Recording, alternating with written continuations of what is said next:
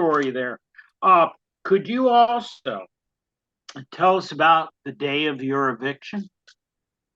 Yes. I um I received a phone call from John Gilmore to come into his office at the Princeton Seminary, and it was out of the blue, and he announced to me that we're going to evict you if you don't want to leave willingly. And he said, we don't want to evict you, but I said to him, look, I just paid a lawyer a lot of money for these terms in my contract and my lease, and I want to stick to our original agreement of 10 years. I'm going to lose a lot of my livelihood and my retirement if I don't. But John acted, I think, very smoothly. He's a very smooth operator there. And he said, well, if you're not going to leave, we will evict you in that meeting. And I got up and left. And then he said to me as I was leaving, Dena, we're going to bleed you dry. And that, of course, that meant, okay, there's more money. Now, about what time frame was that meeting with John Gilmore? Do you remember? It was in 2014, I think. 2014. And then you get evicted within months of that meeting, don't you? And about a year. Because I was Okay. having some hip problems and medical problems, and so it got delayed a little. Okay. Now tell us about Judge Anklowitz and the eviction. What happened? Were you there? What happened during that eviction? Stark and Stark was there, and they turned against me at the eviction. I found out they didn't speak up for me. Barbara Nelson never said anything positive about the terms and conditions of the lease and the contract during the eviction, I found out. And Judge Anklowitz, I tried to call the courthouse to say I was not able to be at the eviction hearing in the courthouse and to please postpone it. I called my attorney, Charles Casal, to postpone the eviction hearing. And that was at 9:31 a.m. in the morning of my eviction. And Judge Anklowitz asked Charles Casal, my attorney, go out in the hallway and see if Dena Arrison called. And he did. He went out in the hallway, but my phone call came in a minute afterwards.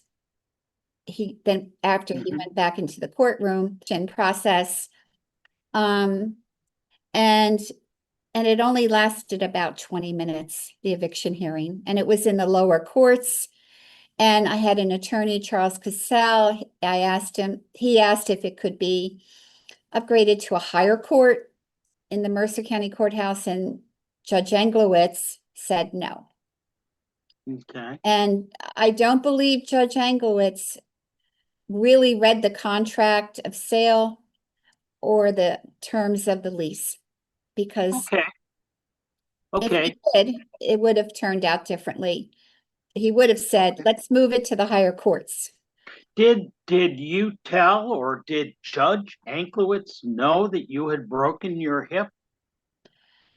At that it couldn't be at the eviction.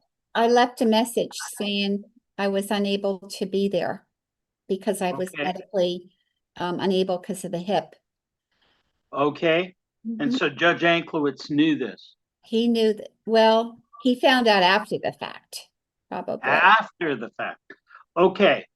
So your attorney didn't make that clear to Judge Anklowitz during this proceeding. Is that true? That's true. Okay. That's an important fact for us to know. Now, tell us about your personal belongings, your pictures, your photographs, your jewelry, your husband. my You fishing. wanted his fishing poles as a memory of him. Could you tell us what happened to your belongings? You weren't there at the eviction, but what happened to your belongings? Well, the seminary, they were ruthless. The day after the eviction, I found out from Paul Brown, my tenant, who was still allowed to stay on the farm, and he probably paid the seminary rent rather than my rent, but I don't know that for a fact.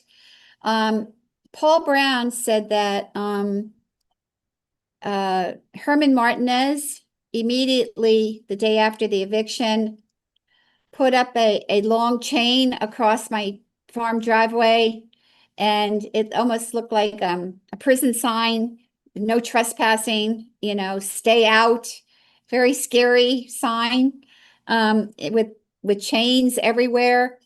And that was to keep me out, obviously. And they didn't know what was going to happen. So they put up this hard sign. And new locks, they took out my locks.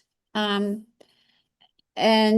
they would not let me get back in to get any of my belongings or any of my personal possessions, my trucks, my farm equipment, my chippers, just my tractors. They just locked me out. And the property was personal property was worth a lot of money to me. I worked 30 years for that personal property, and it was worth some money to me. Not all of it, but there were love letters I wanted. There was jewelry I wanted. There was,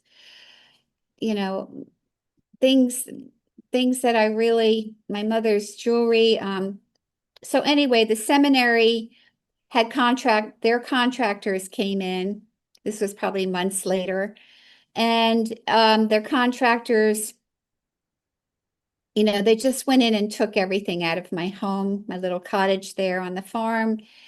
And the painters, the electricians, the plumbers, the landscapers who worked at the seminary, they just went in and ransacked the farm and took what they wanted.